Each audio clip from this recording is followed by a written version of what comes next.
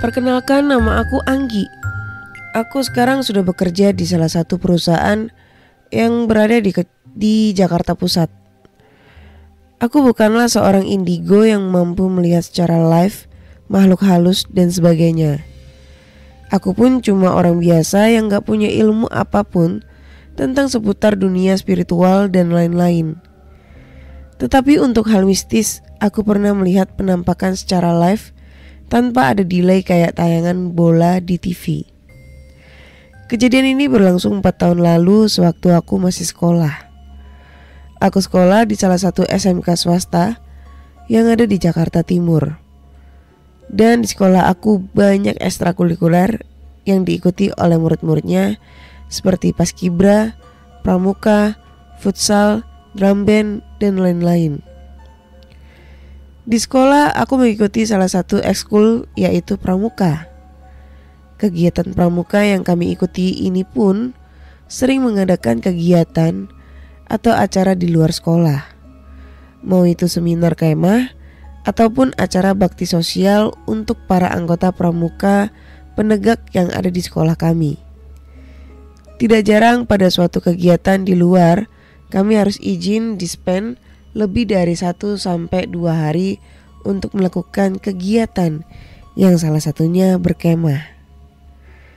April 2012, kalau nggak salah sih, sekolah kami mengikuti acara perkemahan dengan mengirimkan beberapa anggota putra dan putri. Di sini aku terpilih menjadi salah satu anggota yang ikut dalam kegiatan tersebut bersama beberapa senior. Kami pun diberitahu oleh pembina bahwa acara ini berlangsung selama 3 hari dan para anggota yang ikut menjadi peserta di briefing pada saat latihan apa saja perlengkapan yang akan dibawa serta mempersiapkan surat izin untuk orang tua dan wali kelas masing-masing. Hari H pun tiba. Kami berkumpul tidak di sekolah, tetapi titik kumpul kami agak jauh dari sekolah agar akses ke perkemahan tidak memakan waktu yang lama. Setelah semuanya hadir, kami pun berangkat dengan angkutan umum dengan banyak barang bawaan seperti para pendaki gunung. 2 jam perjalanan akhirnya kami pun tiba di bumi perkemahan Cibubur. Sejenak kami beristirahat sambil menunggu ketua mengurus administrasi dan lain-lain. Setelah itu kami mulai mendirikan tenda dan bersiap untuk melakukan kegiatan hari pertama. Kegiatan pagi sampai sore hari tidak ada yang aneh dan semua berjalan normal tanpa kendala apapun dan gangguan-gangguan yang tidak diharapkan. Waktu mulai menunjukkan pukul 9 malam. Semua peserta mulai beristirahat di tenda masing-masing. Ada yang duduk-duduk di depan tenda sekedar berbincang atau membahas kegiatan yang telah selesai. Ada juga yang bermain kartu atau gitar untuk melepas penat. Sedangkan aku, Maul, serta Uwi berjalan-jalan malam. Seharusnya kami diharuskan beristirahat, tetapi si Maul mengajak kami untuk berjalan sebentar. Kami bertiga mulai berpetualang menyusuri area perkemahan. Awalnya tidak ada yang ditakutkan. Toh selama kami menyusuri jalan tidak berbuat macam-macam atau melakukan tindakan yang tidak sopan. Tetapi ketika melewati bangunan yang berupa toko peralatan dan aksesoris pramuka, si Uwi mulai bertingkah aneh. Dia mulai terdiam dan seketika murung. Pikiran aku sih masih positif. Mungkin dia lelah dan hendak kembali ke tendanya. Saat itu juga kami putuskan untuk kembali. Namun kesialan pun tiba ketika kami berbalik badan dan di atas atap toko tidak sengaja kami melihat kuntilanak sambil tersenyum menatap kami dengan tawa khasnya. Jujur ketika keadaan itu aku merinding dan bulu kuduk sekujur tubuh aku berdiri. Kami berusaha agar tetap tidak panik dan berjalan seperti tidak ada apa-apa. Namun, kuntilanak itu masih saja memandangi kami dengan tawa khasnya yang menakutkan, sekaligus mengesalkan bagiku. Sekilas aku pandang itu Kunti wajahnya pucat, namun memberikan senyum jahat yang menyebalkan. Kami bertiga langsung buru-buru ke tenda dengan suasana mencekam. Sepanjang jalan yang kurasakan rasa takut dan kesal. Mengapa ini Kunti kampret terus saja mengikuti, tetapi setan yang satu ini tidak mengikuti sampai area tenda. Kami merasa lega sesampainya di tenda dan langsung untuk tidur, berharap matahari cepat terbit. Pada hari berikutnya, saat istirahat dari kegiatan serta isoma, aku mendengar cerita bahwa semalaman si Uwi menangis tiada henti. Teman-temanku bercerita bahwa si Uwi kerasukan. Aku berpikir sejenak, mungkin si Kunti sialan itu yang merasuki tubuh si Uwi dan sudah menakuti yang membuat kesal. Azan zuhur sudah berkumandang. Kami bergegas pergi ke masjid untuk melaksanakan sholat zuhur dan mengambil jatah makan siang. Setelah semua selesai, kami bersantai sejenak di masjid. Namun, dari kejauhan, si Uwi digotong oleh beberapa orang teman aku menuju masjid. Lagi dan lagi, ia kerasukan dan menjerit sejadi-jadinya. Kami langsung membantu dan memegangi si Uwi, lalu beberapa teman aku memanggil pembina yang bisa mengobati kesurupan. Saat pembina aku sedang mengobati Uwi, sedikit ia mendapatkan kesulitan untuk mengeluarkan makhluk yang merasuk ke dalam tubuhnya. Segala macam ayat serta jempol kaki Uwi dipencet kuat-kuat. Tubuh Uwi pun makin menggila, meronta-ronta sekuat tenaga, agar tubuhnya yang kami pegangi terlepas. Mungkin makhluk yang merasuki tubuhnya semakin tersiksa, tetapi ia tetap tak ingin keluar juga. Pembina, aku pun berbicara dengan setan yang ada di tubuh Uwi, serta mengancam akan membakar tubuh Uwi hidup-hidup. Kak, kenapa harus dibakar? Nanti bisa jadi masalah dan kita dipenjara karena berencana membunuh orang.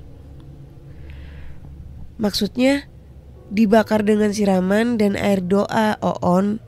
Udah, fokus pegangin, malah nanya yang aneh-aneh. Oh gitu ya kak. Maaf kak, baru ngeh. Sewaktu suasana mencekam, kami masih bisa sedikit tertawa. Namun tidak untuk si setan sialan yang masih di dalam tubuh Uwi. Ia masih saja kekeh, tidak mau keluar. Setengah jam berlalu. Akhirnya si setan dapat diusir, lalu Uwi langsung pingsan tertidur pulas. Tidak berapa lama ia terbangun seperti orang kelelahan. Syukurlah aku dan teman-teman lega. Dia sudah sadar dan kembali pulih. Selepas isoma kami melanjutkan kegiatan yang diberikan panitia. Syukurlah sesampai menjelang malam sudah tidak ada hal yang aneh. Sebelum maghrib, bumi perkemahan Cibubur sempat diguyur hujan, sehingga malam ini agak sedikit dingin dan becek di mana-mana. Sudah pukul 10 malam. Semua peserta beristirahat, tidak terkecuali anggotaku. Semua merasa lelah dan rasanya ingin langsung memejamkan mata saja untuk memulihkan kondisi tubuh supaya hari esok pulang dengan tenaga yang fit. Malam itu aku serasa kebelet buang air kecil. Langsung saja aku menuju toilet yang kondisinya agak gelap dan jaraknya sedikit jauh dari area tenda. Alhamdulillah, biarpun kanan kiri ada pohon tinggi, tidak ada lagi penampakan yang bisa membuat aku merinding, ketakutan, seraya dalam pikiran aku udah lega, gak ada apa-apa. Saat aku udah mendekati toilet, alangkah terkejutnya aku melihat dua orang seperti ibu dan anaknya berdiri di samping pohon dekat toilet. Mereka memakai jubah putih, rambut panjang sampai ke kaki, serta wajahnya terlihat sangat amat pucat. Aku yang kebelet itu pun langsung hilang seketika.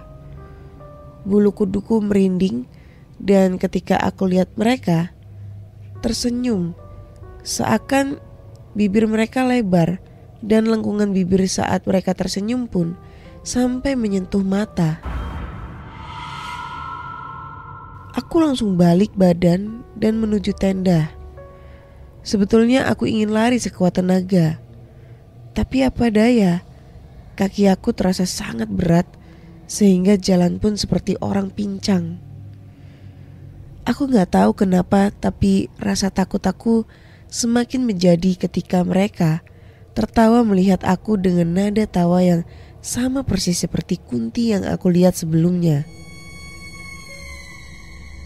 Sesampainya di tenda, aku langsung menggigil kedinginan seperti orang yang mengalami demam tinggi. Padahal sebelum melihat si Kunti featuring anaknya, aku sehat walafiat. Tidak ada tanda-tanda sakit, lelah dan sebagainya. Aku rebahan sambil zikir dan membaca doa supaya cepat terlelap. Keesokan harinya adalah penutupan kegiatan akhir dari segala teror yang aku alami di bumi perkemahan ini. Aku senang akhirnya bisa kembali pulang dengan ceria, dan yang pasti tidak akan melihat hal-hal yang aneh lagi.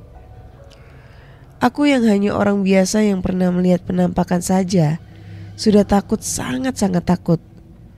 Gak kebayang kalau aku jadi indigo yang setiap saat dan setiap waktu dapat melihat mereka yang berbeda alam dengan kita. Aku salut kepada orang-orang indigo yang mampu terbiasa dengan keadaan seperti itu. Aku percaya hantu itu ada dan sebagainya, karena aku pernah melihat langsung. Tidak seperti orang-orang yang meremehkan bahwa hantu atau setan dan lain-lain tidak ada. Kita selalu hidup berdampingan dengan mereka setiap saat dan setiap waktu.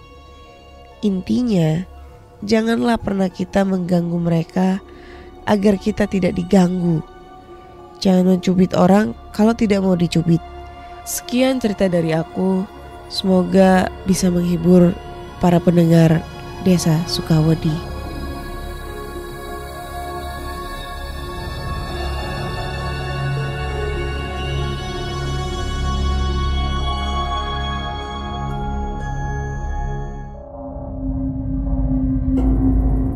Kamu punya pengalaman horor? Kirim ceritamu ke podcast.ceritahoror@gmail.com.